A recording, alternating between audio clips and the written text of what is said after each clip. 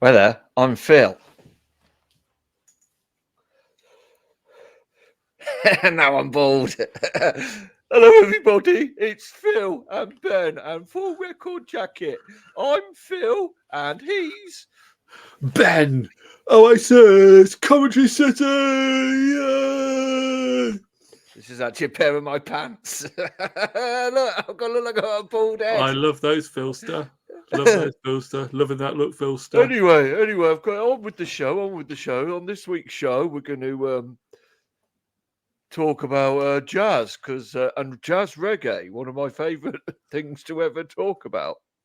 I love jazz reggae. Have I ever told you, Ben, about the time in 1952? I was a young boy back then on the streets of Rugby, and I went into a jazz funk reggae fusion bar. Oh my, how we laughed those days away. I'm not ready, Phil. Sounds great, Philster. Oasis, mad for it. Yeah.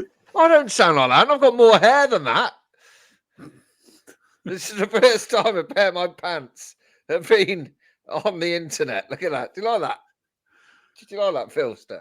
Shall we go back to being our normal selves? Yeah, we can do. Did you enjoy being me for a moment? It was great. It was fantastic. I was so I'll into just say football. other brands of pants are available. There they are. Pink as well. How did you know that that's how I get that look? Well, Phil, I've read it on the toilet wall. How are you? I'm okay. So 1995. 95. Yes. We've got to do the intro again, haven't we? Hello, welcome to Full Record Jacket. I'm Ben. He's Phil. I'm the Maverick. He's Phil. Today on the show, we're discussing 1995, a year before 96, but after 94, a time when Phil was 54 years old and I was merely leaving school, which makes this relationship slightly odd. I'll tell you what I did listen to the other day. I didn't listen to all of it because it is 2 hours long, but the Smashing Pumpkins, Melancholy and the Infinite Sadness. It is very, very good, I have to say. I listened to that as well. It is a good one. It is not. I didn't like it as much as I did the previous album. Yeah, I suppose maybe it's quite diverse though. It's kind of yeah. It wasn't. I didn't enjoy it as much as I did the album before, which I think actually got into my top 94 albums, didn't it? Siamese Dream, I think it did. Siamese Dream, yeah. Was it 94, 93? 93, I think that was. Yeah. That's a great album. I keep seeing my pants out the corner of my eye. So apart from that, what else have you had on? I listened to I've been doing a bit this this week. I listened to Bring You My Love by PJ Harvey, which is another one of those sort of it's mental. Again, it crosses genres, I would say, with that one, Philster. It's a genre crosser. Okay. It's a very good album. And do you know what? That could be in my top 3 because I really enjoyed that album. It is. That is a good one, and it's a really good album. It's very gothic, obviously, because it's PJ Harvey. But, yeah. But I thought there was a mixture of genres on there. There was that sort of like where she goes all sort of like. But yeah, I thought there was a little bit of a crossover, a little bit of diversity on there, and I quite like that. I've never been a huge listener of PJ Harvey. I think I've only got one album of hers, and that's her BBC live sessions. I did quite like. Is it something about the sea? I always get that. You always remember it from about 99, 2000. Yeah, stories from the city, stories from the sea. Yeah. That's a good one. That had quite a wide appeal. That one. It was. Yes, it did. Yeah. But I'd really enjoyed the PJ Harvey album, so I've got to say that at the moment is in my top 3. And my top 3, as you already know, one of the places is probably already taken. Okay. For 95. I think I can imagine that one of the places is taken. Yeah, for sure. But after I listened to PJ Harvey, I was really impressed with the album. I moved on to another album, which is a critic's sort of choice. I'm going critically choiced here. It's Pulp's album, Different Class. I've never really listened to that album. I've obviously listened to it, but I've never sort of sat down or taken the time to listen to it fully. I have a greater love for Jarvis Cocker now than I did then. I really, really love that album, and it's another album that is in my top 3 at the moment. That is such a good album, and why it's taken me the best part of 29 years to fully immerse myself in that sort of album. But then again, like I said, I haven't been a massive Pulp fan. It's only because I recently got into sort of liking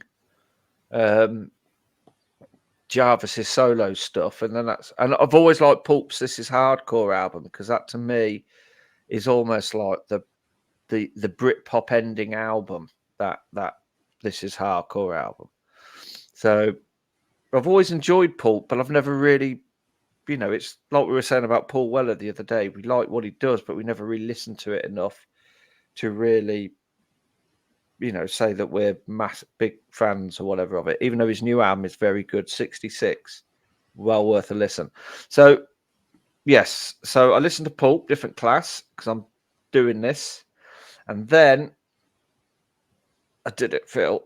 I'll listen to it again just to convince myself I didn't need to spend £30 on the vinyl. I listened to Wet Wet Wet's Picture This album again. I've gone through my E17 phase with them now. I've got out my system. I don't need to watch another video with Marty Pellow in anymore and wonder at his luscious hair and his cheeky little smile.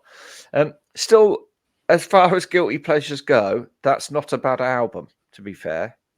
It's perfectly middle of perfectly the road. Okay sort of pop, middle of the road commercial pop record. But basically, yeah. You're not. Have you got over your obsession with it though? I've got over my obsession with it. Whether it will ever actually truly leave me until I probably own it, because that 15-year-old self of me that bought it on cassette, and when I bought it on cassette, it felt like I was doing something naughty because it wasn't Dreamscape or whatever was big at the time, that sort of. So it felt it's almost like finding a dirty magazine down an alleyway. Only mine had Marty Pellow and Lovers All Around on it. So, but that did get me into listening to, I think it's now, me and my son listen to, I think it's now 28. I think that came out 95. And listening to that in the car, and all I can say is a lot of 95 there was some awfulness, Philster. Yeah, there was. I remember that for sure. Yeah. And then I topped off my 95 listening this week with, you know me, Phil, I love a little bit of hip hop. So I listened to the 1995 album by Skee-Lo, I Wish. And it's a really good album. Like Will Smith, doesn't cuss in his records. So, okay. Yeah. So a really good album, really good hip hop album, to be fair. And it was sort of, because that 95 time was the height of the East Coast, West Coast battle. And it was nice to sort of listen to an album from that time that wasn't about shooting people. Well, on that note, I'm afraid I'm going to have to dash, Ben, but we have updated at least 1995. We have updated 1995. I have done 1995 properly. Thank you very much, people. My work here is done. I'm taking my pants. Any more thoughts on 95, viewers? Let us know. Have we missed any albums so far? Do we need to get streaming the ones that are missing from our collections just to catch up on what we don't know?